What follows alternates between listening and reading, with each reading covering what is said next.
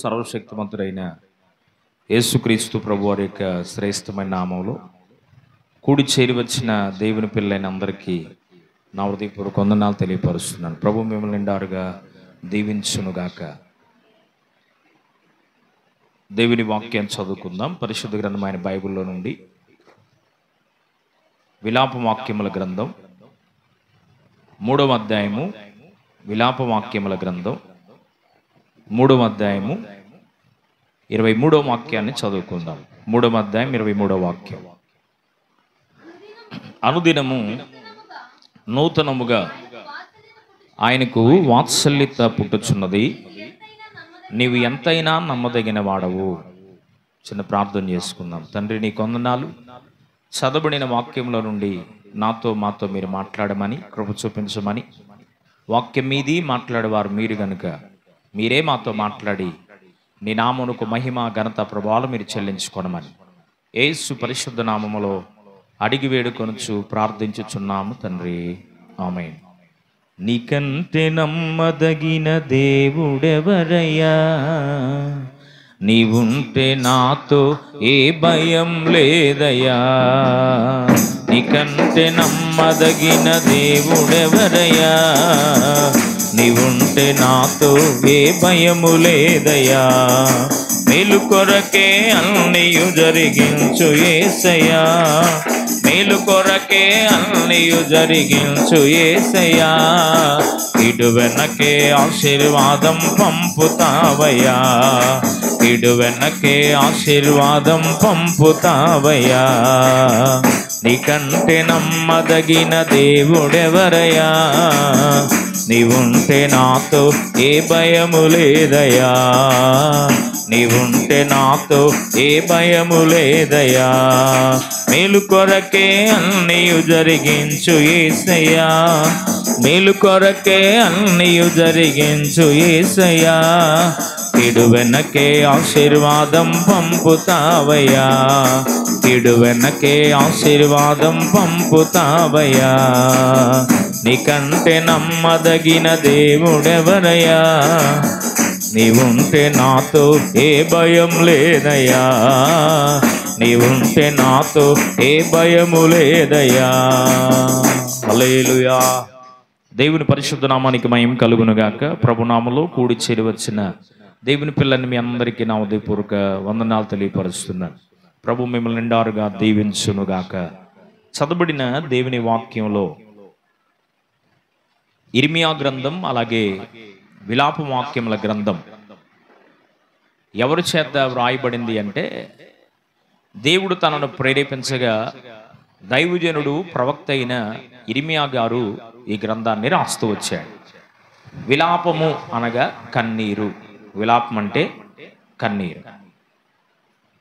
ఈ విలాప వాక్యముల గ్రంథాన్ని ఆయన రాస్తూ 3వ అధ్యాయంలోకి వచ్చేటప్పటికి 23వ వచనంలో ఓ చక్కని మాట ఆయన మాట్లాడుతూ వచ్చాడు. అనుదినము నూతనముగా ఆయనకు వాత్సల్యత పుట్టుచున్నది, నీవు ఎంతైనా నమ్మదగినవాడు. మనం ఆరాధించే దేవుడు ఎవరు అంటే నమ్మదగిన దేవుడు. ఏ మనుష్యుడు భూమి మీద నమ్మదగిన వాడు కాదు, కానీ కేవలం జీవము కలిగిన దేవుడు యేసు ప్రభువారు నమ్మదగిన దేవుడు అని దేవుని వాక్యం సెలవిస్తూ ఉంది. ఆయన నమ్మదగిన దేవుడు కనుక ప్రతిదినం మన ఎడల ఆయన ఏం చూపిస్తున్నాడంటే వాత్సల్యతను దేవుడు చూపిస్తున్నాడు. ఎంత నమ్మదగిన వాడు అని మనం అర్థం చేసుకోగలిగితే, తల్లి కన్నా నమ్మదగినవాడు, తండ్రి కన్నా నమ్మదగినవాడు, భార్య కన్నా నమ్మదగినవాడు, భర్త కన్నా నమ్మదగినవాడు, లోకములో ఉన్న స్నేహితుని కన్నా నమ్మదగినవాడు. ఈ లోకములో ఉన్నటువంటి ఈ మనుష్యులు వెలైనటువంటి నమ్మకం కేవలం ఆయన దగ్గరే ఉంది. కానీ ఆయన ఎవరు అని దేవుని వాక్యం సెలవిస్తుందంటే, నీవు ఎంతైనా నమ్మదగిన దేవుడు.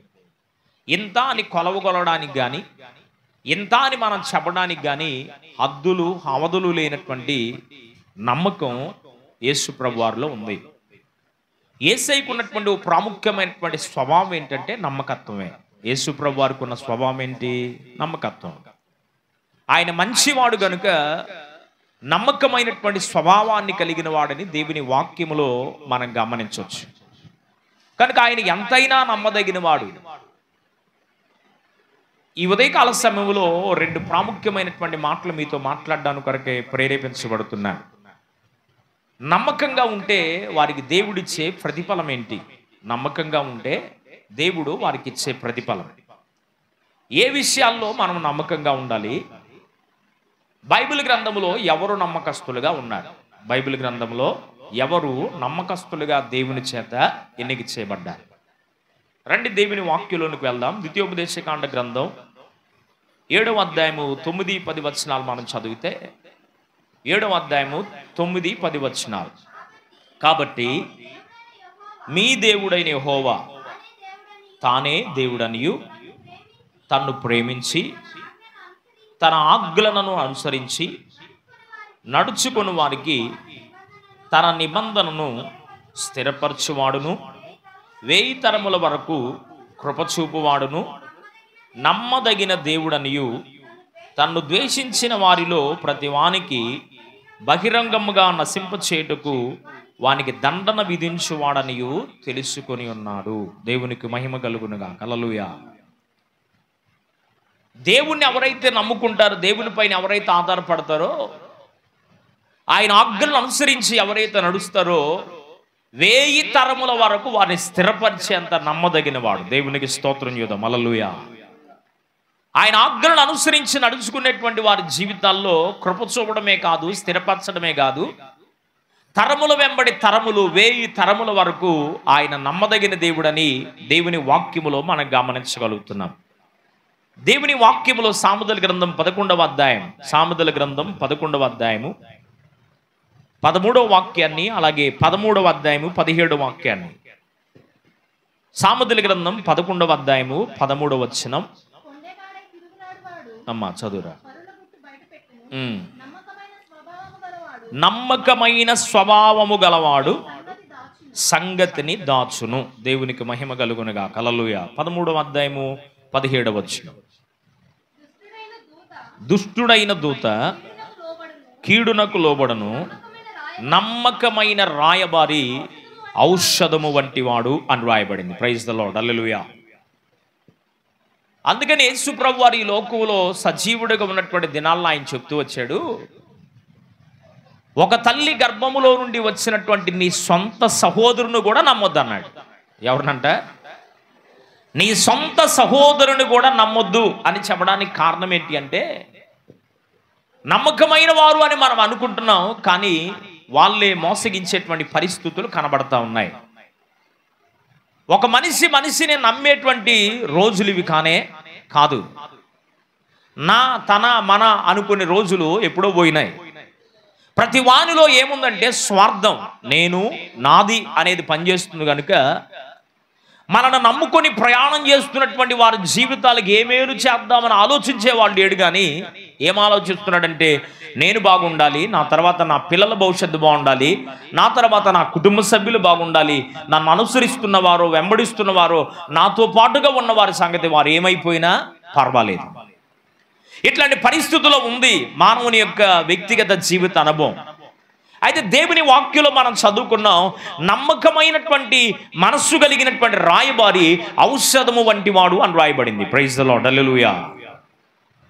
నమ్మకంగా ఉంటే వాడు ఎలా పనిచేస్తారంటే, ఒక మెడిసిన్ ఎలా పనిచేసిద్దో, ఒక ఔషధం ఎలా పనిచేసిద్దో, ఒక రోగం వచ్చినప్పుడు దానికి మెడిసిన్ ఎలాగైతే వాడితే ఉపశమనం కలుగుతుందో, అట్లా నమ్మకంగా ఉన్నటువంటి వారి జీవితాల్లో మరి వారితో ఉన్నటువంటి అనుబంధం, వారితో ఉన్నటువంటి అవగాహన ఏం కలుగు చేస్తుందంటే ఔషధములాగా పనిచేస్తుంది అని దేవుని వాక్యం సెలవిస్తుంది.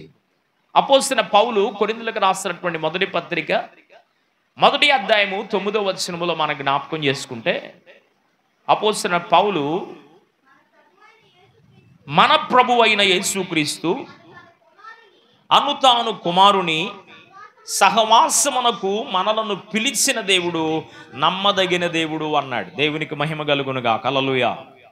నిన్న ఆయన సహవాసములోకి పిలుస్తున్న దేవుడు ఎవరు అంటే నమ్మదగిన వాడు. మనుషును నమ్ముకుంటే ఉపయోగం ఏమి లేదు. 118వ కీర్తన 8-9 వచనాల్లో ఉంది, నరులను నమ్ముకొని బాగుపడినటువంటి వాడు కనబడలేదు. మనుషులు నమ్ముకొనుట కంటే, రాజులు నమ్ముకొనుట కంటే యెహోవాను ఆశ్రయించుట మేలు అని రాయబడింది. కనుక జీవము కలిగిన దేవుని పాద సన్నిధిలో ఆయన నమ్ముకున్నటువంటి వారి నమ్మకాన్ని వమ్ము చేసేవాడు కాదు. మనుషుని నమ్మితే ఒకవేళ పాడైపోతామేమో, మనుషుని నమ్మితే ఒకవేళ లేనిపోయినటువంటి ఇబ్బందులు ఇక్కట్ల పాలైపోతామేమో, కానీ జీవము కలిగిన దేవుని పైన ఆధారపడినప్పుడు, జీవము కలిగిన దేవుని పైన నమ్మకం ఉంచినప్పుడు ఆ దేవుడు ఏం చేయడంటే మన నమ్మకాన్ని వమ్ము చేసేవాడు కాదు అని చెప్తున్నాను. దేవుని వాక్యంలో ఇక్కడ మనం గమనించినప్పుడు ఆయన సహవాసమునకు మనల్ని పిలిచిన దేవుడు ఎవరంట? నమ్మదగిన దేవుడు. అందుకనే విలాపవాక్యముల గ్రంథములు 3వ అధ్యాయం 23వ వచనంలో కూడా మూలవాక్యములు అంటున్నాడు, నీవు ఎంతైనా నమ్మదగిన దేవుడు అయ్యా. ఎంత నమ్మదగిన దేవుడు అంట? ఆకాశం ఎంత, భూమికి ఆకాశానికి ఎంత ఎత్తుగా ఉందో అంతకన్నా నమ్మదగిన దేవుడు మనం ఆరాధించే దేవుడు. దేవునికి మహిమ కలుగునుగా. హల్లెలూయా. అపోస్తలుడైన పౌలు హెబ్రీయులకు రాసినటువంటి పత్రిక 10వ అధ్యాయం, అపోస్తలుడైన పౌలు హెబ్రీ సంఘానికి రాసిన పత్రిక 10వ అధ్యాయము 23వ వచనంలో మనం జ్ఞాపకం చేసుకుంటే ఏవి నమ్మదగినవో అక్కడ స్పష్టంగా తెలియపరుస్తున్నాడు. నెంబర్ 1, ఏది నమ్మదగినది అంటే ఆయన మానవునికి ఇచ్చిన వాగ్దానాలు నమ్మదగినవి అన్నాడు. ఏవి నమ్మదగినవి అంట? చెప్పాలి. ఏమి నమ్మదగినవి? ఆయన మనుషుని జీవితంలో ఇచ్చిన వాగ్దానములు నమ్మదగినవి. దరిదాపుగా పరిశుద్ధ గ్రంథమైన బైబిల్లో మనం చూస్తే 8,000 వాగ్దానాలు మన కొరకు దేవుడు ఉంచాడు. Praise the Lord. హల్లెలూయా. కనుక ఆయన చేసినటువంటి వాగ్దానం అంటే తీసుకునేది కాదు. వాగ్దానం అంటే నీవు మర్చిపోయినా నేను మర్చిపోయినా, వాగ్దానం అంటే దేవుడు నీకు ఇచ్చిన వాగ్దానాన్ని చివరి గడియలో కూడా నెరవేర్చగలిగిందే దేవుని వాగ్దానం. దేవునికి మహిమ కలుగునుగా. హల్లెలూయా. మనుషులు వాగ్దానం చేస్తారు, ఒకవేళ తప్పించుకొని వెళ్ళొచ్చేమో. మనుషులు మాట ఇస్తారు, దాన్ని పొరపాటునన్నాను, నేను అట్లాగ అనుకోలేదు ఎట్లాగ అనుకున్నానని ఒకవేళ తిప్పి మాట్లాడొచ్చేమో. కానీ దేవుడు ఒక వాగ్దానాన్ని నీకు తెలియపరిస్తే ఆ వాగ్దానం నెరవేర్చేవాడు ఆయనే, ఆ వాగ్దానాన్ని స్థిరపరిచేవాడు ఆయనే, ఆ వాగ్దానం నెరవేర్చబడుతూ ఉండగా నిన్ను బట్టి సంతోషించేవాడు ఆయనే. దేవునికి స్తోత్రం చెప్పు. హల్లెలూయా. కనుక ఆయన ఎవరు అంటే ఎంతైనా నమ్మదగిన దేవుడు. కనుక ఆయన సహవాసానికి మనల్ని పిలిచాడు. ఆయన ఎవరని దేవుని వాక్యం సెలవిస్తూ ఉందంటే ఆయన వాగ్దానములు నమ్మదగినవి అని రాయబడింది. మరొక మాట చూపిస్తాను. దేవుని వాక్యములో మనం జ్ఞాపకం చేసుకున్నప్పుడు అపోస్తలుడైన పౌలు తిమోతికి రాసినటువంటి మొదటి పత్రిక 1వ అధ్యాయము 15వ వాక్యాన్ని చదువుకుందాం. అపోస్తలుడైన పౌలు తిమోతికి రాసినటువంటి మొదటి పత్రిక 1వ అధ్యాయము 15వ వాక్యం చదవాలి త్వరగా. చదువుమా. క్రీస్తు యేసు లోకమునకు వచ్చెననే వాక్యం నమ్మదగినదియు పూర్ణ అంగీకారమునకు యోగ్యమైనది అన్నాడు. దేవునికి మహిమ కలుగునుగా. హల్లెలూయా. నెంబర్ 1, ఆయన మానవునికి ఇస్తున్న వాగ్దానాలు నమ్మదగినవి. చెప్పండి, ఏమి నమ్మదగినవి? వాగ్దానము నమ్మదగినది. రెండవదిగా ఏది నమ్మదగినదంటే ఆయన వాక్యము నమ్మదగినది. ఆదియందు వాక్యముండెను, వాక్యము దేవుని యొద్ద నుండెను, వాక్యమే దేవుడై ఉండెను. ఆయన మనుష్య రూపములో ఈ లోకములో కృపాసత్య సంపూర్ణుడిగా జీవించాడు అన్నది ఈ మాట సంపూర్ణమైనటువంటి యోగ్యతగాను సంపూర్ణమైనదిగా ఉంది. ఆయన వాక్యము నమ్మదగిందని దేవుని వాక్యం సెలవిస్తుంది. దేవునికి మహిమ కలుగునుగా. హల్లెలూయా. కీర్తనల గ్రంథం 19వ కీర్తన, 7వ వాక్యం, అలాగే 119వ కీర్తన 86వ వచనం, 119వ కీర్తన 86వ వచనంలో మనం జ్ఞాపకం చేసుకుంటే అక్కడ అంటాడు, దేవుని ఆజ్ఞలను శాసనములను నమ్మదగినవి అన్నాడు. ఏమి నమ్మదగినవి అంట? ఆయన ఆజ్ఞలను నమ్మదగినవి, ఆయన శాసనాలు నమ్మదగినవి, ఆయన విధులు నమ్మదగినవి. ఆయన నమ్మదగిన వాడు గనుక ఆయన వాక్యము నమ్మదగిందే. ఆయన నమ్మదగిన వాడు గనుక ఆయన మానవునికి ఇచ్చే వాగ్దానము నమ్మదగిందే. ఆయన నమ్మదగిన వాడు గనుక ఆయన ఆజ్ఞలను నమ్మదగినవే. ఆయన నమ్మదగిన వాడు గనుక ఆయన శాసనాలు నమ్మదగినవే. ఆయన నమ్మదగిన వాడు గనుక ఆయన నీకు ఇస్తున్న విధి విధానాలు కూడా నమ్మదగినవే. ఒకసారి గట్టిగా చప్పట్లు కొడుతూ ప్రభు నామం పడదాం. హల్లెలూయా. అందుకనే విలాపవాక్యముల గ్రంథములు అంటున్నాడు, నీవు ఎంత ఎంతైనా నమ్మదగిన వాడవు అన్నాడు. ప్రైజ్ ది లార్డ్, హల్లెలూయా. ఆయన నమ్మదగిన దేవుడు కనుక నీకు ఇచ్చిన వాగ్దానాన్ని నమ్మకంగా నెరవేర్చేవాడు ఆయనే. ఆయన నమ్మదగిన దేవుడు కనుక నీకు ఏదైతే ఆజ్ఞలను జారీ చేశాడో అవి నీ పాటించినప్పుడు, అనుసరించినప్పుడు, వాటి ప్రకారంగా నీవు జీవించడానికి తీర్మానం చేసుకున్నప్పుడు, ఆ వాగ్దానాల ప్రకారంగా, ఆజ్ఞల ప్రకారంగా నీవు జీవిస్తూ ఉన్నప్పుడు 1000 తరముల వరకు కృప చూపు కలిగిన వాడు ఆయనే. ఆయన శాసనాలను, విధులను నీవు గైకొన్నప్పుడు, ఆయన శాసనాలు, విధులను నీవు పాటించినప్పుడు, వాటిని అనుసరిస్తున్నప్పుడు దానికి కావలసిన ఆశీర్వాదాన్ని కూడా నీకు అనుగ్రహించేవాడు ఆయనే అని దేవుని వాక్యములో మనం జ్ఞాపకం చేసుకోగలం. అపోస్తలుడైన పౌలు తిమోతికి రాసినటువంటి 2వ పత్రిక, అపోస్తలుడైన పౌలు తిమోతికి రాసినటువంటి 2వ పత్రిక 2వ అధ్యాయము 13వ వాక్యాన్ని మనం చదివితే 2వ అధ్యాయము 13వ వచనం చదవండి అమ్మా. అమ్మా చదవాలి, గట్టిగా చదువు. మనము నమ్మదగని వారమైనను ఆయన నమ్మదగిన వాడుగా ఉండును. దేవునికి మహిమ కలుగునుగాక. ఇప్పటి వరకు ఆయన నమ్మదగిన వాడు అని విన్నాం. మరి మనమెవరమి? దేవుని వాక్యంలో దేవుడు, పరిశుద్ధాత్మ దేవుడు స్పష్టంగా రాయిస్తూ పౌలు గారి ద్వారా ఆత్మీయ కుమారుడైన తిమోతికి లేఖ రాస్తూ చెప్పాడు, మనం ఎవరమంటే నమ్మతగని వారం అని రాశాడు. ఎవరు అంట? నిజంగానే మనుషులు, ఏ మనుషుడు కూడా నమ్మదగినోడు కాదు. నమ్మి మన యొక్క పరిస్థితుల్లో, వ్యక్తిగత జీవితంలో ఉన్నటువంటి కొన్ని పరిస్థితుల్లో, కుటుంబ జీవితంలో ఉన్నటువంటి కొన్ని పరిస్థితుల్లో పక్క వాళ్ళకి నమ్మి, ప్రాణానికి ప్రాణం ఉంటున్నారని నమ్మి వాళ్ళకి చెప్తే వాళ్ళు బజారు పాలు చేస్తున్నారు. అవునా? మరి నమ్మి కొంతమంది దగ్గర కొన్ని మాటలు మనం ఉచ్చరిస్తూ ఉంటే ఉచ్చరించినటువంటి మాటలు తీసుకెళ్ళి ఎవరితో అయితే చెప్పొద్దని చెప్పారో మరి నమ్మకత్వాన్ని కోల్పోయి వాళ్ళకే చెప్పి వాళ్ళకు వీళ్ళకు మధ్య లేనిపోయినటువంటి సమస్యలు సృష్టించినటువంటి వారు లోకంలో చాలామంది ఉన్నారు. అయితే నేను అందుకని ఎప్పుడు చెప్తాను, నీ నమ్మకం ఎవరిపైన ఉండాలంటే దేవుని పైన ఉండాలి. ఆయన కంటే నమ్మదగిన వారు లేరు గనుక, ఏ మనుషుడు నమ్మదగిన వాడు కాదు గనుక, ఏ మనుషుల్లో దేవుని వంటి నమ్మకమైన స్వభావము లేదు గనుక ఏ మనుషుని నమ్మక నీవెవరిని నమ్మాలంటే యేసు ప్రభు వారిని నమ్మాలి. యేసేపు నమ్మాడు అన్నలందరినీ, నమ్మిన అన్నలే తనను అమ్ముకున్నారు.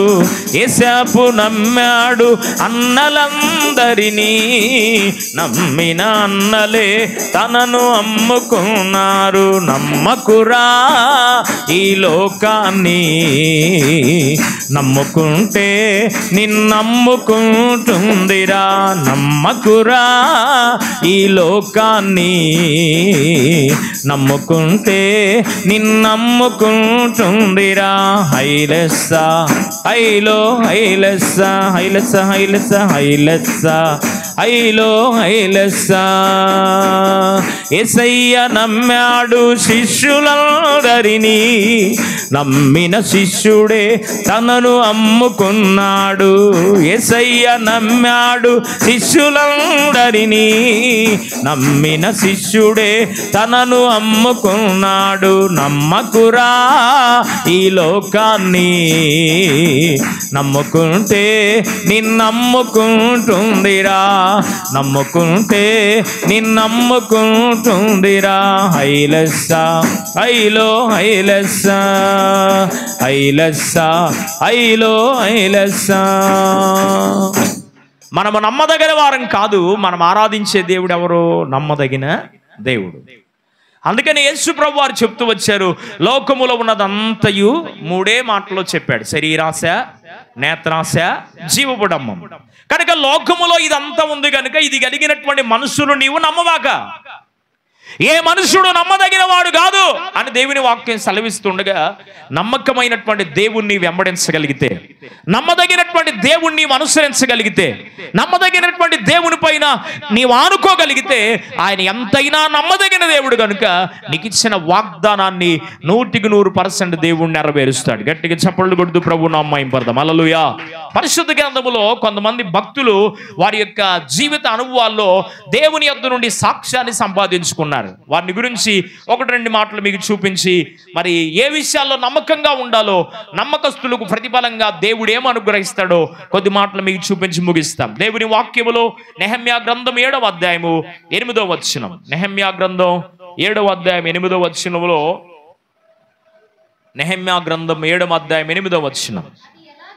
అది ఎలాగనగా అమ్మ చదువురా.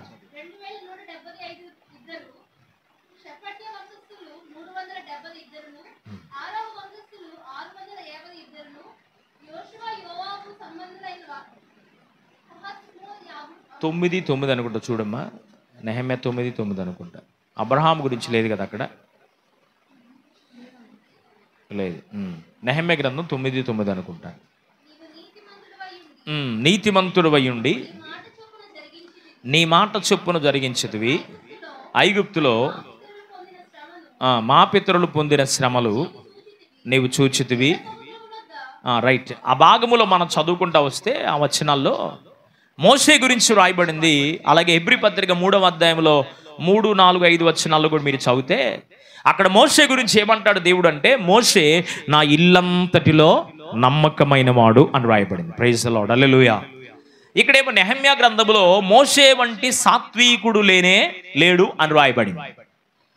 దేవుని వాక్యముల అపోస్తుల కార్యముల గ్రంథం 13వ అధ్యాయం 22వ వచనంలో మనం చూస్తే అక్కడ అబ్రహాము గురించి, మరి క్షమించండి, దావీదు గురించి దేవుడు మాట్లాడుతూ, అతడు నా ఇష్టానుసారుడైన మనుషుడు, అతడు నా ఉద్దేశములను నెరవేర్చేవాడు అని రాయబడింది.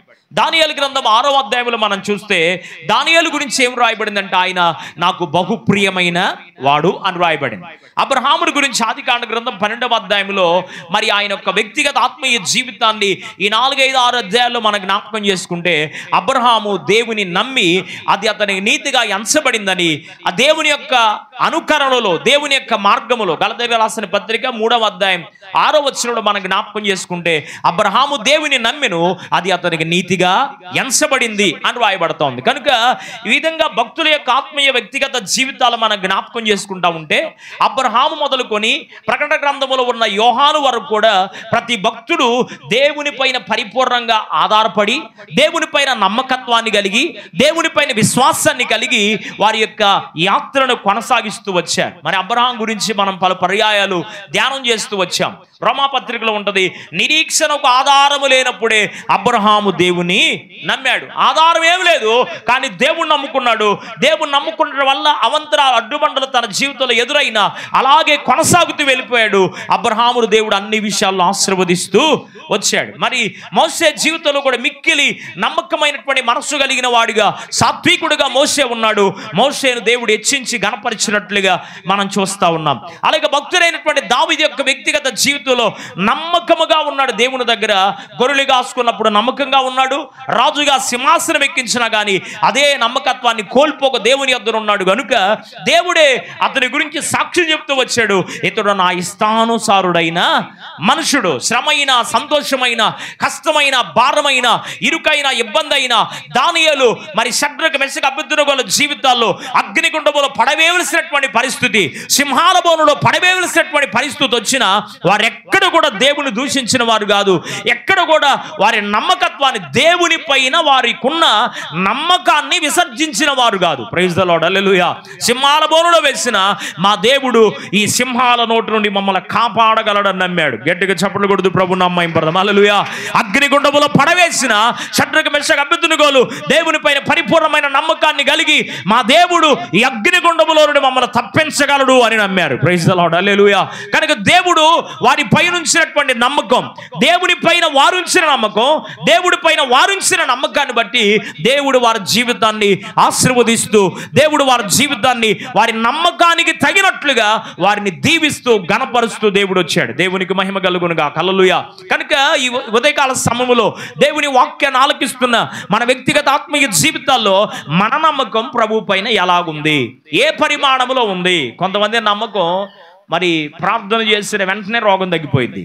కొంతమంది నమ్మకం ప్రార్థన చేసిన సాయంత్రానికి రోగం తగ్గిద్ది. కొంతమంది నమ్మకం ప్రార్థన చేసిన 2 రోజులకో 3 రోజులకో వారికి ఉన్న బలహీనతో వాళ్ళకున్న సమస్య తీరిపోయింది. కొంతమంది 1 నెల తర్వాత, కొంతమంది 3 నెలల తర్వాత, కొంతమంది 6 నెలల తర్వాత, కొంతమంది 1 సంవత్సరం తర్వాత, ఇంకా కొంతమంది ఉన్నారు వారి నమ్మకం దేవుని పైన పరిపూర్ణంగా లేదు కనుక వారు ఏది ఆశిస్తున్నా అది వెనక్కి వెళ్ళిపోతూ వారి నమ్మకానికి తగినటువంటి క్రియలు వారి జీవితంలో జరగకుండా అలాగే సంవత్సరాలు దొరికిపోతాయి. కానీ వారి విశ్వాస జీవితంలో సరైనటువంటి ఆశీర్వాదాన్ని పొందుకోలేనటువంటి వారు ఉన్నారు అని దేవుని వాక్యానుసారంగా చెప్తున్నాను. Praise the Lord. హల్లెలూయా. కనుక నీ విశ్వాస పరిమాణం ఎంత గొప్పగా ఉందో, నీ నమ్మకం దేవుని పైన ఎలాగుందో, నీ నమ్మకం యొక్క పర్సెంటేజ్ ఎంత ఉందో దానికి తగిన కార్యాలు నా దేవుడు ఖచ్చితంగా నీ వ్యక్తిగత జీవితంలో జరిగించునుగాక, నీ కుటుంబ జీవితంలో జరిగించునుగాక. అయితే ఏ విషయాల్లో మనం నమ్మకంగా ఉండాలి? భక్తుడైన అబ్రహాము నమ్మకంగా ఉన్నాడు, ఆశీర్వదించబడ్డాడు. భక్తుడైనటువంటి దానియేలు నమ్మకంగా ఉన్నాడు, సింహాల బోన్లో నుంచి విడిపించి 127 సంస్థానాల పైన అధిపతులుగా దేవుడు వారిని ఆశీర్వదించాడు. మోషే నమ్మకస్తుడిగా ఉన్నాడు. వాస్తవానికి బానిస బ్రతకడానికి వచ్చినటువంటి తనే ఆ సామ్రాజ్యానికి రాజు తర్వాత రాజంతటి వారిగా దేవుడు తనను హెచ్చించాడు. Praise the Lord. హల్లెలూయా.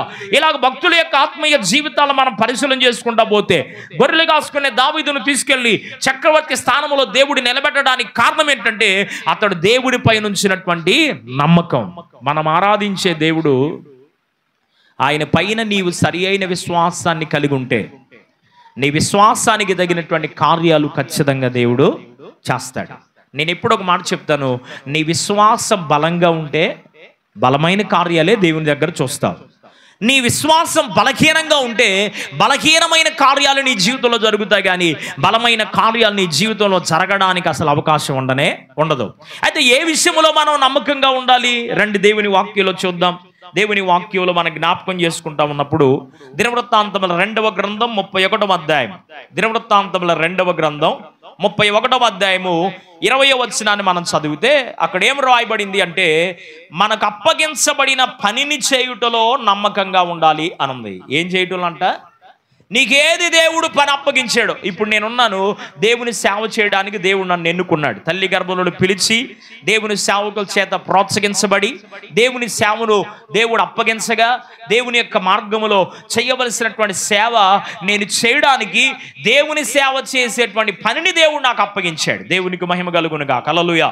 యెహోవా కార్యాన్ని అశ్రద్ధగా చేస్తే అశ్రద్ధగా పనిచేయవాడు శాపగ్రస్తుడైపోతారని దేవుని వాక్యంలో ఉంది. కనుక నాకు అప్పగించబడిన పనిని నేను ఎలా చేయాలి? నమ్మకంగా చేయాలి. ఏ విషయంలో నేను నమ్మకంగా ఉండాలి అంటే, దైవజనుడి ద్వారా దేవుడు నాకు అప్పగించబడినటువంటి పనిని నేను నమ్మకంగా చేయగలిగినప్పుడు నా పనిలో ఆశీర్వాదాన్ని నేను చూడగలుగుతాను. అలాగే మీరు జీవనోపాధి కొరకు ఏ మార్గాలు మీరు ఎన్నుకున్నారో, జీవనోపాధి కొరకు ఎన్నుకున్నటువంటి ప్రతి మార్గంలో మీరు ఎలాగుండాలంటే మీకు అప్పగించబడిన పని చేయడంలో నమ్మకస్తులుగా కనబడాలి. Praise the Lord. హల్లెలూయా. సామెతల గ్రంథం 28వ అధ్యాయము 20వ వచనంలో ఒక చక్కని మాట అంటాడు. సామెతల గ్రంథం 28వ అధ్యాయము 20వ వచనం, నమ్మకమైన వారికి దీవెనలు మెండుగా కలుగును అన్నాడు. నీవు ఎంత నమ్మకంగా పనిచేస్తావో అంత మెండైన దీవెన నా దేవుడు నీకు అనుగ్రహిస్తాడు. పనికెళ్ళామండి, పనికెళ్ళిన చోట అప్పగించినటువంటి పనిని మరి యజమానుడు ఉన్నప్పుడు ఒక రకంగా, యజమానుడు లేనప్పుడు ఒక రకంగా చేస్తున్నాం అనుకో, ఏదో ఒక రోజున దొంగ అనేవాడు చిక్కకుండా పోతాడా? చిక్కుతాడు ఖచ్చితంగా. ఒకరోజు అతను వచ్చినప్పుడు సాదా సీదాగా కూర్చొని ఉంటే అతడు మరొక రోజు నిన్ను పనిలో పెట్టుకుంటారంటే పెట్టుకోలేడు. కారణం ఏంటి? నీ పనితనములో నమ్మకంగా లేవు గనుక, నీకు అప్పగించబడినటువంటి పనిలో నమ్మకంగా నీవు లేవు గనుక నీకు అప్పగించబడిన పనిని తీసేసుకొని వేరే వాళ్ళ పెడతాడు తప్పితే నీకు ఆ నమ్మకమైన పనిని అప్పగించడానికి అవకాశం ఉండదు. యేసు ప్రభువు వారు ఒక చక్కని ఉపమానాన్ని చెప్పాడు. అదేంటి అంటే, ఒకనికి 1 తలాంతు, ఇంకొకనికి ఎన్ని తలాంతులు? 2 తలాంతులు, ఇంకోళ్ళకేమో 5 తలాంతులు ఇచ్చాడు. ఈ 5 తలాంతులు ఇచ్చిన వాడు 2 తలాంతులు తీసుకున్నవాడు 1 తలాంతు తీసుకున్నవాడు. 5 తీసుకున్నవాడేమో 5కి 5 వ్యాపారము చేసి 5కి 5 10 సంపాదించాడు. 2 తలాంతులు తీసుకున్నవాడు కూడా 2కు 2 4 సంపాదించగలిగాడు. 1 తలాంతు తీసుకున్నవాడు ఏం చేశాడు అంటే, అతని యజమానుడికి మరలా ఆయన వచ్చినప్పుడు ఇచ్చేద్దామని అశ్రద్ధగా ఉండి తన పని విషయంలో నమ్మకం లేక మరి గుంట తీసి గుంటలో పూడ్చిపెట్టాడు. ఒకరోజు రానే వచ్చింది, యజమానుడు వచ్చాడు. యజమానుడు వచ్చిన తర్వాత మరి ఆ 5 తలాంతులు తీసుకున్న వాడిని పిలిచాడు, ఎదుటికి నిలబెట్టాడు. నిలబెట్టిన తర్వాత 5 తలాంతులు తీసుకున్నటువంటి యజమానుడు అంటున్నాడు, భలా నమ్మకమైన మంచి దాసుడా, నీవు కొంచెములో నమ్మకముగా ఉన్నావు గనుక అనేకమైన వాటిపై నుండి నియమిస్తున్నాను అన్నాడు. దేవునికి మహిమ కలుగునుగాక. హల్లెలూయా. రెండవ వాడిని కూడా పిలిచాడు, నువ్వు కూడా నీకిచ్చిన దానిలో నీవు నమ్మకస్తుడిగా ఉన్నావు గనుక నిన్ను నేను ఆశీర్వదిస్తానని చెప్పాడు. అతన్ని కూడా దీవించి పంపించాడు. ఇప్పుడు 1 తలాంతు తీసుకున్న వాడిని పిలిచాడు. పిలవంగానే, ఏందయ్యా నీ సంగతి అని అడక్కముండే వీడు చెప్తున్నాడు, నీవు విత్తని చోట పంటను కోయువాడవని నాకు తెలుసు గనుక. ఏ చోట అంట? అసలు విత్తనమే విత్తవు, కానీ నువ్వేం ఆశిస్తావు? పంటను ఆశిస్తావు. వీరికి ఎవరు చెప్పారు పాపం? విత్తన చోటను పంటను ఆశించేవాడవని నాకు తెలుసు కనుక నాకెందుకు వచ్చిన బాధలే అని నీవిచ్చిన ఆ తలాంతును నేను అట్లాగే దాచిపెట్టాను. ఇదిగో నీ తలాంతు తీసుకోండి. నీ తలాంతు వద్దు, ఏమొద్దు, వీడిని తీసుకెళ్ళి ముందు చీకటి కొట్టులో బంధించండి అన్నాడు. దేవునికి స్తోత్రం చేద్దాం. హల్లెలూయా. విశ్వాసగా రక్షించబడిన నీ జీవితంలో, దైవజనుడైన నా జీవితంలో, దేవుని సన్నిధికి వస్తున్న మీ జీవితాల్లో ప్రతి ఒక్కొక్కరికి ఒక తలాంతు దేవుడు ఇచ్చాడు లేదా? నాకు అసలు తలాంతు లేదన్న వాళ్ళు ఎవరు ఉండరు భూమి మీద. ప్రతి వారికి ఏదో ఒక తలాంతును దేవుడు ఇచ్చాడు. ఇచ్చిన తలాంతు నువ్వేం చేయకూడదంటే భూమిలో పెట్టేయకూడదు. ఇచ్చిన తలాంతును దేవుడిచ్చినటువంటి ఆ తలాంతును దేవుడిచ్చినటువంటి ఆ జ్ఞానాన్ని దేవుని పని కొరకు ఉపయోగిస్తూ నీ పనికి కూడా నీవు ఉపయోగించుకోవాలి. నమ్మకముగా పనిచేశారు కనుక బలా నమ్మకమైన మంచి దాసురా అని వారి ఇరువురిని సన్మానించగలిగాడు, గౌరవించగలిగాడు.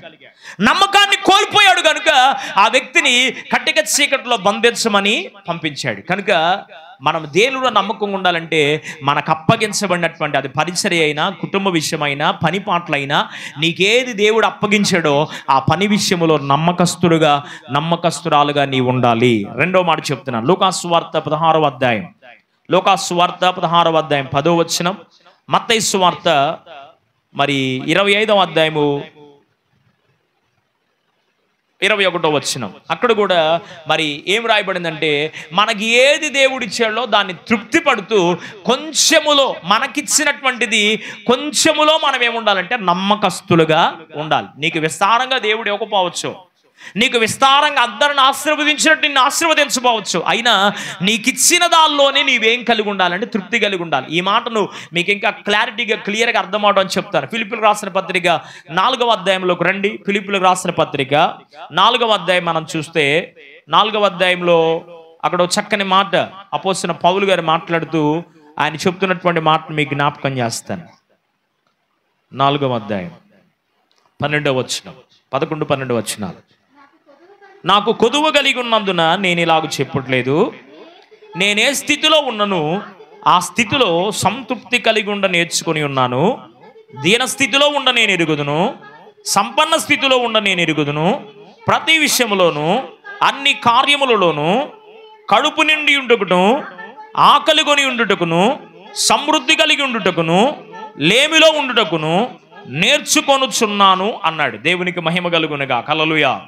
ఏ స్థితిలో ఉన్నా నీ స్థితి కొంచెమే అవ్వచ్చు, నీకు ఇచ్చినటువంటి కొంచెములో నీవు ఎలాగుండాలని నమ్మకం ఉండాలి.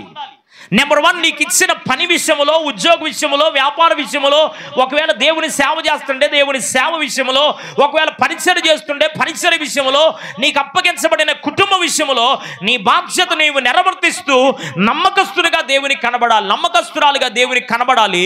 రెండవదిగా నీకు ఇచ్చిన కొంచెములో ఏ స్థితిలో నీవు ఉన్నావో నీ స్థితిలో నీవు ఎలాగుండాలంటే నమ్మకమైన వానిగా దేవునికి కనబడాలి. మూడో మాట చెప్తున్నాం. దేవుని వాక్యములో యెషయా ప్రవచన గ్రంథం 8వ అధ్యాయము, యెషయా ప్రవచన గ్రంథం 8వ అధ్యాయం 2వ వచనం. నా నిమిత్తము నమ్మకమైన సాక్ష్యము కలుగుటకు. చాలమ్మా. ఇక్కడ ఉన్నటువంటి మాట ఏంటి అంటే, దేవుని పాద సన్నిధిలో నీవు నమ్మకంగా సాక్ష్యాన్ని కాపాడుకోవాలి. ఏం కాపాడుకోవాలి? సాక్ష్యం లేని సేవ చేయకూడదు. సాక్ష్యం లేకుండా నేను విశ్వాసాన్ని చెప్పుకోవడానికి అవకాశం లేదు. సాక్ష్యం చచ్చిపోయిన తర్వాత ఎంత సేవ చేసినా ఆ సేవలు ఏముండదంటే పైకి డబ్బు వల్ల, భోజనం వల్ల, ఇంకా కొన్ని పరిస్థితులు, స్థితిగతుల వల్ల అట్లా ఊరక మసిబూసి మారేడికాయం చేసినట్టు చేయొచ్చేమో, కానీ సాక్ష్యం లేకుండా సేవ చేస్తే ఆ సాక్ష్యం లేని సేవ ఫలించదు.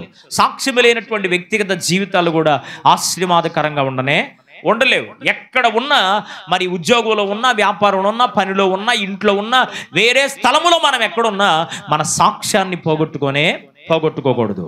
పరిశుద్ధమైనటువంటి జీవితాన్ని మనం కలిగి ఉండాలి. ఆయన ఎవరు అంటే, నేను పరిశుద్ధునై ఉన్నాను గనుక మీరు పరిశుద్ధులై ఉండమని దేవుని వాక్యం సెలవిస్తుంది. కనుక మనం ఎక్కడున్నా ఎలా కనపడాలంటే దేవుని పిల్లల్లాగే కనపడాలి. ఎక్కడున్నట్లు కనపడాలి? దేవుని పిల్లల్లాగే కనపడాలి. ఎక్కడున్నా దేవుని కలిగిన సాక్ష్యమే మనలో ఉండాలి తప్ప అన్య సంబంధమైనదో ఆచార సాంప్రదాయపరమైనటువంటిది ఏది మన జీవితంలో కనబడకూడదు. కనుక నీవు ఏ విషయాల్లో నమ్మకంగా ఉండాలంటే నీ సాక్ష్య జీవితాన్ని కాపాడుకోవడంలో నమ్మకంగా ఉండాలి. ప్రైజ్ ది లార్డ్, హల్లెలూయా. సాక్ష్యం చనిపోయింది అంటే మనం బ్రతికి ఉన్న ఉపయోగం ఏమి లేదు. ప్రకటన గ్రంథములు అంటాడు, జీవించుచున్నామన్న పేరు నీకున్నది కానీ నీవు మృతుడవే అన్నాడు. ప్రభువులో నీవు బ్రతికున్నావంటే నీ సాక్ష్య జీవితం ఖచ్చితంగా ఉండాలి. సాక్ష్యాలలో కొన్ని రకాలైన సాక్ష్యాలు ఉన్నాయి. నెంబర్ 1, అందరూ అంటారు, చాలామంది అనే మాట ఏంటంటే అసలు నా సంగతి ఏంటో, నా సాక్ష్యం ఏంటో పైన ఆయనకి తెలుసు అంటాడు. పైన ఆయనకి కాదు, ముందు తెలియాల్సింది. గింట గెలిచి రెచ్చగలవమన్నారు. ఎక్కడ గెలవాలి? ఇంట్లో గెలవాలి. మొట్టమొదటి నీ సాక్ష్యం వ్యక్తిగత జీవిత సాక్ష్యం ఉండాలి. రెండవదిగా నీ కుటుంబం నీ కొరకు సాక్ష్యం ఇవ్వగలగాలి. మూడవదిగా నీ సమాజం, చుట్టుపక్కల ప్రాంత ప్రజలు నిన్ను గురించి సాక్ష్యం ఇవ్వగలగాలి. నాలుగవదిగా సంఘము సాక్ష్యం ఇవ్వాలి. ఐదవదిగా దైవజనుడు నీ కొరకు సాక్ష్యం ఇవ్వాలి. ఆరవదిగా జీవము కలిగిన దేవుడు సాక్ష్యం ఇస్తాడు. చప్పట్లు కొడుతూ ప్రభు నామమున మహిమపడదాం. హల్లెలూయా. ఈ సాక్ష్యాలలో ఏ సాక్ష్యము దెబ్బతిన్నా యేసయ్య నీ గురించి సాక్ష్యం ఇవ్వడానికి ఆశపడడు. వ్యక్తిగత జీవిత సాక్ష్యం, కుటుంబ జీవిత సాక్ష్యం, సంఘములో సమాజములో సాక్ష్యం, దైవజనుడు ద్వారా సాక్ష్యం, మరి చివరిగా యేసు ప్రభు వారి ద్వారా సాక్ష్యం. ఎవరి ద్వారా అంట? యేసయ్య ద్వారా. నేను అప్పుడప్పుడు చెప్తాను, ఒక ఆవిడ మందిరములో తెగ ప్రార్థన చేసిద్దంట. పాస్టర్ గారు కూడా మురిసిపోయి ఆమెకే ఇచ్చేవాడంట ప్రార్థన చేయడానికి. ఎవరికి? తెగ గంటలు అసలు విస్తరించి ప్రార్థన చేసే ఆమె చేతికే మైకి వెళ్ళేదంట. మిగతా వాళ్ళు పానీలే పాపం ప్రార్థన చేస్తున్నా, భలే ప్రార్థన చేస్తున్నా అనుకుంటా ఉండేవాడంట. పాస్టర్ గారు ఒకరోజు అనుకోకుండా వాళ్ళ ఇంటికి హౌస్ విజిటింగ్కి వెళ్తే మరి వాళ్ళ ఆయన ఎదురు ఆమెను పొగుడుతున్నాడంట. వాళ్ళ ఆయన గారి ఎదురు ఆమెను పొగుడుతున్నా, అయ్యా అసలు మీ ఆవిడ మా సంఘములో ఉంటాం ఎంత దీవెనో తెలుసా, మీ ఆవిడ మా సంఘములో ఉంటాం ఎంత ఆశీర్వాదమో తెలుసా, అసలు ఎట్లా ప్రార్థన చేస్తుందో తెలుసా, ఒక దైవజనుడిగా నాకే అట్లాంటి మాటలు రావయ్యా ప్రార్థన చేయడానికంటే. ఇప్పుడు చెబితే చెప్పు కానీ ఇంకోసారి జబ్బాక అన్నాడంట పాస్టర్ గారిని. ఈయన ఆగిపోయాడు ఒక్కసారి. ఏంటంటేనో, నేను ఈమెను వివాహం చేసుకొని దరిదాపుగా 30 సంవత్సరాలైంది. ఈ 30 సంవత్సరాల ఒక్క రోజు కూడా ఇంట్లో మోకరించి ప్రార్థన చేసిన పాపాన బాలేదు ఇది. 30 సంవత్సరాలైంది వివాహం చేసుకొని, ఒక్క రోజన్నా విశ్వాసి కదా, రక్షించబడేది కదా. అక్కడక్కడ చెప్తా ఉంటారు, మీ ఆవిడ భలే ప్రార్థన చేస్తుంది, ఏదో ఒక్క రోజన్నా చూద్దామని 30 సంవత్సరాల నుంచి చూస్తున్నా ఒక్క రోజు కూడా ఇంట్లో మోకరించి పిల్లల్ని కూర్చోబెట్టుకోను ఆమె ప్రార్థన చేసిన దాఖలాలే లేవు పాస్టర్ గారు. మీరేమో మా ఆవిడ మంచి ప్రార్థనా పర్రాలు అని చెబుతున్నాడు. సాక్ష్యం ఉందా? పోయిందా? పోయింది సాక్ష్యం. దేవునికి స్తోత్రం. అందుకే ఇంట గెలిచి రెచ్చగలవమన్నారు. ఎక్కడున్నారు సాక్ష్యం? ఇంట్లో ఉండాలి సాక్ష్యం. ఓ భర్త సాక్ష్యం తెలియాలంటే భార్యను అడగాలి. ఓ భార్య సాక్ష్యం తెలియాలంటే ఎవరిని అడగాలి? భర్తను అడగాల. పిల్లల సాక్ష్యం తెలియాలంటే తల్లిదండ్రులు అడగాలి. తల్లిదండ్రుల సాక్ష్య జీవితం కరెక్ట్గా ఉందా లేదా తెలుసుకోవాలంటే పిల్లలని అడగాలి. Praise the Lord, hallelujah. కనుక నీవు సాక్ష్యాన్ని కాపాడుకోవడంలో నమ్మకంగా ఉండాలి. ఇప్పుడు నిజంగా నీవు నమ్మకస్తుడిగా ఉంటే, నమ్మకస్తులైన వారికి నా దేవుడిచ్చే ప్రతిఫలం ఏంటో జ్ఞాపకం చేస్తున్నాను. రండి మొట్టమొదటి మాట చూద్దాం. దేవుని వాక్యంలో నమ్మకంగా నీవుంటే నా దేవుడు నీకు ఇచ్చేటువంటి ఆశీర్వాదం ఏంటో చూస్తున్నాం. దేవుని వాక్యంలో లూకాసు సువార్త 19వ అధ్యాయం 17వ వాక్యం. అక్కడ ఏం రాయబడిందంటే, చదవడానికి సమయం లేదు కనుక నేను త్వరగా ముందుకెళ్తున్నాను. 19వ అధ్యాయం 17వ వచనంలో అనేకమైన వాటిపైన అధికారాన్ని దేవుడు నీకు ఇస్తాడు. వేటిపైన అంట? నీవు తలగా ఉంటావు కానీ నీవు తోకగా ఉండవు. మానవుని దేవుడు సృష్టించినటువంటి అసలు కారణం ఏంటంటే, అన్నిటిని నీవు ఏలుదువు అన్నాడు ఆదాముతో. కానీ అన్నిటికీ దాసుడైపోయాడు. దేనివల్ల? పాపం వల్ల, అతిక్రమం వలన, దోషం వల్ల అన్నిటిని ఏలడానికి దేవుడు అతను నిర్మిస్తే, అన్నిటిని ఏలవలసిన తనేమైపోయాడంటే మరి ఏలేవాడుగా కాకుండా దాసుడుగా తయారైపోయాడు.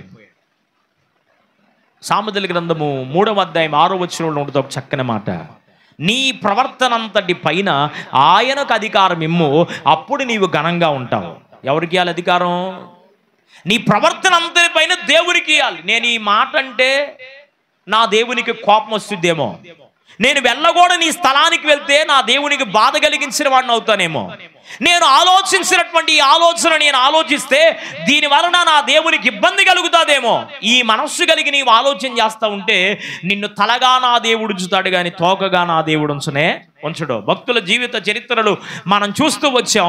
వారు దేవుని యొక్క సన్నిధిలో నమ్మకంగా ఉన్నారు కనుక వారిని దేవుడు అధికారులుగా దేవుడు వారిని ఆశీర్వదిస్తూ వచ్చాడు. దేవునికి మహిమ కలుగునుగా. హల్లెలూయా. రెండో మాట చూపిస్తాను. సామెతల గ్రంథము 28వ అధ్యాయం 20 వచనం ఇందాక నేను చెప్పాను. అక్కడ ఏమనుందంటే నమ్మకమైన వానికి దీవెనలు మెండుగా కలుగుతాయి. ఏ దీవెనలంట?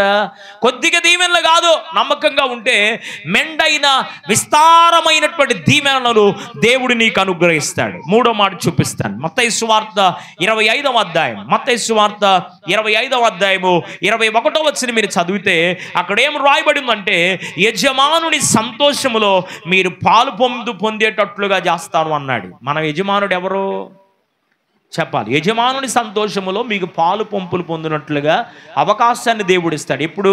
నమ్మకస్తుడిగా నీవు ఉన్నప్పుడు. యజమానుడిదంతా మనదా కాదా? ఏమ్మా, తల్లిదండ్రులు ఆస్తులు సంపాదించినప్పుడు పరాయి వాళ్ళకి ఇస్తారా, కన్నబిడ్డలకి ఇస్తారా? చెప్పాలి గట్టిగా. ఎవరికి ఇస్తారు? తన రక్తం పంచుకొని పుట్టిన బిడ్డలకే ఏదైనా తులమైనా పొలమైనా ఏదైనా వాళ్ళకే ఇస్తారు కానీ వాళ్ళు పెంచిన వారికో లేకపోతే వాళ్ళ దగ్గర చేరదీసిన వారికి ఇవ్వడానికి ఇష్టపడరు. కారణం ఏంటి? వాళ్ళ స్వరక్తం ఇచ్చి వారిని కొన్నారు కనుక. అట్టి ఆలోచన తల్లిదండ్రులకి ఎలాగుంటుందో, దేవుడు నిన్ను రక్తం ఇచ్చి కొన్నాడు, తన స్వరక్తం ఇచ్చి సంపాదించిన ఆయన కుమార్తెగా కుమారుడిగా నీవు నేను ఉన్నాం కనుక మన వ్యక్తిగత ఆత్మీయ జీవితాల్లో అట్టి నమ్మకత్వాన్ని మనం కాపాడుకోగలిగితే యజమానుని యొక్క ఆస్తిపాస్తుల్లో, యజమానుని యొక్క అన్ని విషయాల్లో మనం పాలు పొందే కృపను దేవుడు అనుగ్రహిస్తాడు. దేవునికి మహిమ కలుగును గాక. చివరి మాట చూపిస్తాను. ప్రకటన గ్రంథం 2వ అధ్యాయము 10వ వచనం చదవండి. ఈ మాట ప్రకటన గ్రంథం 2వ అధ్యాయం 10వ వచనం. ఇదిగో మీరు శోధింపబడినట్లు అపవాది మీలో కొందరిని చెరలో వేయించబోచున్నాడు. 10 దినములు శ్రమ కలుగును, మరణము వరకు నమ్మకముగా ఉండుము, నేను మీకు జీవ కిరీటం ఇచ్చేదను. దేవునికి మహిమ కలుగునుగా. హల్లెలూయా. ఎప్పుడు దాకా నమ్మకం? మరణము వరకు నమ్మకముగా ఉండుము, నేను నీకు జీవ కిరీటం ఇచ్చేదను అన్నాడు. Praise the Lord. హల్లెలూయా. నమ్మకమైనటువంటి వారి జీవితంలో దేవుడిచ్చే ప్రాముఖ్యమైన ఆశీర్వాదం ఏంటంటే జీవ కిరీటం. ఏ కిరీటం ఇస్తాడు? దరిదాపుగా 12, 17 కిరీటాలు ఉన్నాయి పరిశుద్ధ గ్రంథంలో. వాటిల్లో ఒక కిరీటం జీవ కిరీటం. ఇది ఎవరికి ఇస్తాడు? దేవుని సముఖ జీవ కవిలలో, దేవుని సముఖ జీవ కవిలలో నీ పేరున్నదా, నీ పేరున్నదా. దేవుని సముఖ జీవ కవిలలో, దేవుని సముఖ జీవ కవిలలో నీ పేరున్నదా, నీ పేరున్నదా. దేవుని వాక్యం అంటా ఉంది, ఎవని పేరైన నువ్వు జీవ గ్రంథమందు వ్రాయబడినట్లు కనబడని ఎడల వాడు నిత్య నరకాగ్నిలోకి వెళ్ళిపోతాడు. మన నమ్మకం దేవుడి పైన ఎలాగుంది? అవసరం తీరేదాకేనా, లేదా పరిపూర్ణమైన నమ్మకం విశ్వాసం మనకుందా? తల్ల వంచండి, కళ్ళు మూసుకుందాం. మళ్ళీ మనం ప్రభు దగ్గర పరిశీలన చేసుకుందాం. నమ్మకమైనటువంటి వారి జీవితాల్లో ఆయన ఎంతైనా నమ్మదగిన దేవుడు కనుక నమ్మదగిన దేవుని పాద సన్నిధిలో నమ్మకస్తులైనటువంటి వారి జీవితాల్లో దేవుడిచ్చే ప్రతిఫలం, అధికారాన్ని దేవుడు అనుగ్రహిస్తాడు. వారి యొక్క నమ్మకాన్ని బట్టి మెండుగా వారిని దీవిస్తాడు. వారి యొక్క నమ్మకాన్ని బట్టి వారు యజమానుని యొక్క సర్వములో వారి పాలిభాగస్తులు అవడానికి దేవుడు కృప చూపిస్తాడు.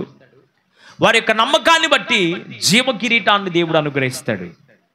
ఇంకా ఒకవేళ నమ్మకం లేక నీవు ఉన్నావేమో, నమ్మకాన్ని కోల్పోతున్న వారిగా నీవు ఉన్నావేమో, హృదయపూర్వకంగా మళ్ళీ మనం ఒకసారి పరిశీలన చేసుకుందాం. ప్రభు పాస్ సన్నిధిలో, అయ్యా నీ పాస్ సన్నిధిలో సజీవుడిగా సజీవురాలుగా నన్ను ఉంచావు. నమ్మకస్తులైనటువంటి వారి జీవితంలో నీ కృపను, నీ సమాధానాన్ని అనుగ్రహిస్తానని వాక్యం సెలవిస్తూ ఉండగా, అయ్యా నీ కృపలో నన్ను జ్ఞాపకం చేసుకోండి, నమ్మకమైనటువంటి స్థితిలో నేను ఉండడానికి నాకు సహాయం చేయని హృదయపూర్వకంగా దేవుని పాసనదిలో చిన్న ప్రార్థన చేద్దాం. నీ నమ్మకాన్ని బట్టే నీకు ఆశీర్వాదం, నీ నమ్మకాన్ని బట్టే నీకు దీవెన, నీ నమ్మకాన్ని బట్టే నిన్ను దేవుడు వర్ధిల్లింపజేసేది. అబ్రహామును నమ్మకస్తుడుగా ఉన్నాడు గనక ఆశీర్వదిస్తూ వచ్చాడు. దావీదు నమ్మకస్తుడుగా ఉన్నాడు, ఆశీర్వదిస్తూ వచ్చాడు. దానియేలు నమ్మకస్తుడుగా ఉన్నాడు, ఆశీర్వదిస్తూ వచ్చాడు. ఈ విధంగా భక్తులు వారి యొక్క వ్యక్తిగత ఆత్మీయ జీవితాల్లో ఎంత పరిపూర్ణమైన నమ్మకం దేవునిపై ఉంచారో అంత పరిపూర్ణమైన నమ్మకానికి తగిన దీవెన వారి జీవితాలు అనుగ్రహించాడు. అందుకని విలాపవాక్యముల గ్రంథ మూలవాక్యం అంటున్నాడు, నీవు ఎంతైనా నమ్మదగిన దేవుడివి. ఆయన నమ్మదగిన వాడు కనుక నమ్మదగిన దేవుని వైపు నీవు చూడగలిగితే, నమ్మదగిన దేవుని నీవు అనుసరించగలిగితే, నమ్మదగిన దేవుని యొక్క ఆజ్ఞను నీవు పాటించగలిగితే, ఆజ్ఞాన కాలమును దేవుడు చూచి చూడనట్లుగా ఉన్నాడు. కానీ ఇప్పుడైతే అందరూ అంతటా మారు మనసు పొందాలి అని ఆయన ఆజ్ఞాపిస్తూ ఉండగా, ఆయన ఆజ్ఞను అనుసరించి ఒకవేళ ఇంకా ప్రభువును అంగీకరించినటువంటి వారు ఉంటే, యేసు ప్రభు అని నోటితో ఒప్పుకొని హృదయమందు విశ్వసించి పశ్చాత్తాపడి మారు మనసు అనుభవంలోకి రండి. నమ్మి బాప్తిసం పొందిన వాడు రక్షించబడును, నమ్మని వానికి శిక్ష విధించబడని దేవుని వాక్యం సెలవిస్తూ ఉండగా, నీతిమంతుడిగా నీతిమంతురాలుగా తీర్చబడ్డానికి మనకు మనం నమ్మకంగా ఉండలేం. కానీ జీవం కలిగిన దేవుడే మనం నమ్మకస్తునిగా ఎంచేవాడు గనుక, నమ్మకస్తునిగా మనం జీవించడానికి సహకరించేవాడు ఆయన గనుక, ఒకవేళ నేను రక్షించబడ్డానయ్యా అంటే, రక్షణ పొందిన నీవు దేవుని కార్యాల విషయంలో, సంఘ విషయంలో, సేవకుని విషయంలో, నీకు అప్పగించబడిన పని విషయంలో, నీకు ఇచ్చిన కొంచెం విషయంలో నమ్మకస్తుడిగా నీవు ఉన్నావా? నమ్మకస్తురాలుగా నీవు ఉన్నావా? హృదయపూర్వకంగా ప్రభు పాసనదిలో చిన్న ప్రార్థన మళ్ళీ మనం పరిశీలన చేసుకుంటూ చిన్న ప్రార్థన చేద్దాం. పరిశుద్ధమైన తండ్రి, ఆశ్చర్యకరుడు, అద్భుతకరుడు, ఆలోచనకర్తమైన గొప్ప దేవాన్ని నేను స్తుతిస్తున్నాను. స్తుతి ఘనత మహిమ ప్రభావాలు మీకు చెల్లిస్తున్నాను. ఆయన నీవెంతైనా నమ్మదగిన దేవుడు అని మీ వాక్యంలో, నీ వాక్యము ద్వారా ఈ దినం మాతో మీరు ముచ్చటించిన నీ వాక్కుల కొరకు నీకు స్తోత్రాలు. నీ వాగ్దానం నమ్మదగినవని, నీ వాక్యము, నీ ఆజ్ఞలు, శాసనాలు, విధులు నమ్మదగినవని, నీ వాగ్దానాలను అనుసరించి నడిచినటువంటి వారి జీవితంలో కృపను చూపించి స్థిరపరిచి 1000 తరముల వరకు నీవు నమ్మదగిన వాడవని నీ వాక్యం సెలవిచ్చావు. అందుని బట్టి మీకు వందనాలు. ఏ విషయాల్లో మేము నమ్మకంగా ఉండాలో, ఎవరెవరు పరిశుద్ధ గ్రంథంలో నమ్మకస్తులుగా ఉండి వారి యొక్క ఆశీర్వాదాన్ని పొందుకున్నారో, అలాగే నమ్మకస్తులైనటువంటి వారికి మీరు ఇచ్చే ప్రతిఫలం ఏంటో మేము చూడగలిగాం ప్రభువా. కనుక విత్తమన్నటువంటి వాక్యాన్ని నీరు కట్టండి, ఫలింపు చేయండి.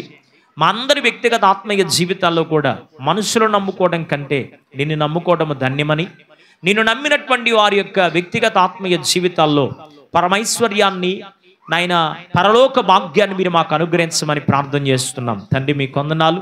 నమ్మకంగా ఉంటే మాకు జీవ కిరీటాన్ని అనుగ్రహిస్తారని మీ వాక్యం సెలవిచ్చారు కనుక ఈ లోకములో మేము ఉన్నటువంటి దినాలు నాయన నీపైన నమ్మకంగా మేము జీవించడానికి, నమ్మకస్తులుగా జీవించినట్లు కృప చూపించండి. అలాగే ఈ లోకాన్ని విడిచిపెట్టి వెళ్ళిన తండ్రి అక్కడ కూడా జీవకిరీటం మేము పొందుకునే స్థాయిలో నమ్మకంగా మేము ఉండినట్లు నీ కృప చూపించమని ప్రార్థన చేస్తున్నాం.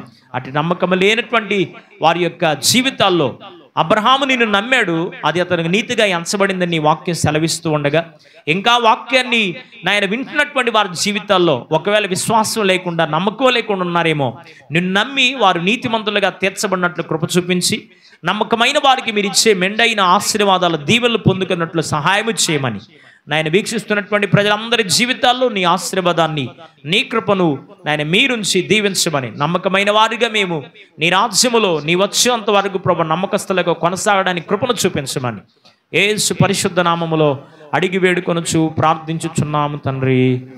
ఆమేన్.